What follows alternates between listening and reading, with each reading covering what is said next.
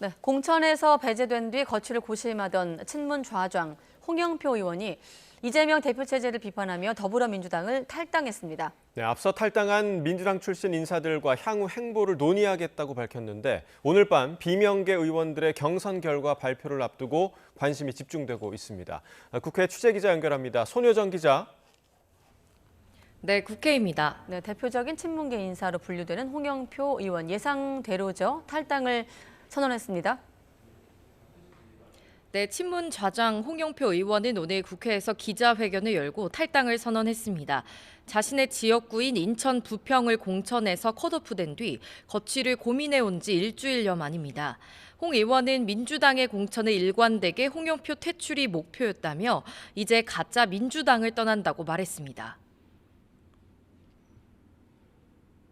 이번 민주당 공천은 정치적 학살입니다. 어떠한 비판도 허용하지 않고 오로지 이재명의 민주당으로 가겠다는 대국민 선전보고입니다. 향후 거취에 대해선 탈당한 30 의원이 추진하는 민주연대 쪽과 구체적 일정을 논의하겠다며 이낙연 대표의 새로운 미래와도 당연히 힘을 합해야 한다고 덧붙였습니다.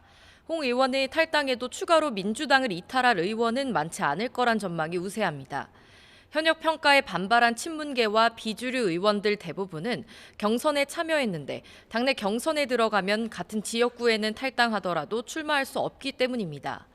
물론 갈등 수위가 높아질 가능성은 있습니다.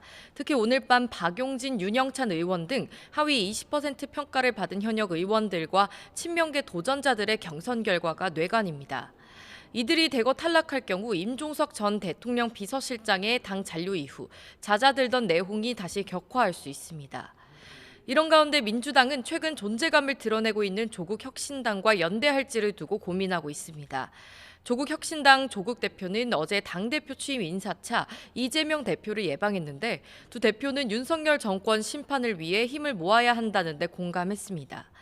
다만 민주당 내에선 조 대표와의 연대가 중도 확장의 걸림돌이 될 수 있다는 것과 범야권 위성정당의 표를 잠식당할 수 있다는 점을 우려하는 분위기가 적지 않습니다.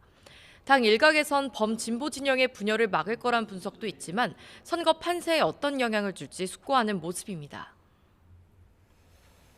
네, 국민의힘은 비교적 공천 잡음이 덜했는데 어제 공천 발표를 두고 파열음이 나오고 있죠. 네, 국민의힘 공천관리위원회가 어제 대구 달서갑에 박근혜 전 대통령의 최측근 유영하 변호사를 경선 없이 단수 공천한 게 결정타였습니다.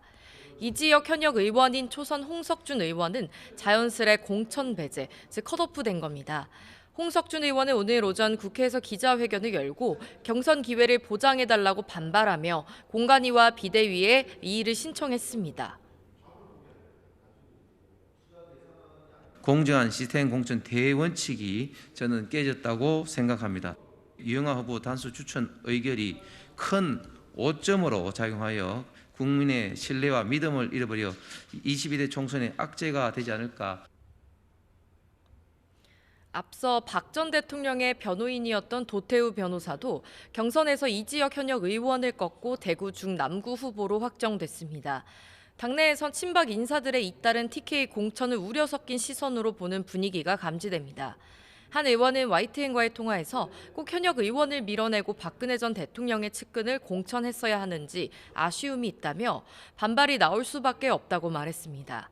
하지만 정영환 공관위원장은 오늘 출근길에 유영하 변호사 공천 관련 질문이 나오자 시스템 공천대로 했다면 더 빨리 발표했을 텐데 정무적 판단으로 오히려 늦춘 것이라고 반박했습니다. 서울 강남갑과 대구 동구 군의갑 등 5개 지역구 후보를 국민 추천제로 뽑는 것을 두고도 반발이 이어지고 있습니다. 특히 울산 남갑 등 여기에 포함된 영남권 현역 의원 3명은 사실상 컷오프될 거란 전망이 나왔는데요. 울산 남갑 현역 이채익 의원은 국민의힘이 자신을 저버렸지만 더욱 단단하게 전진하겠다며 탈당과 무소속 출마를 시사했습니다. 지금까지 국회에서 전해드렸습니다.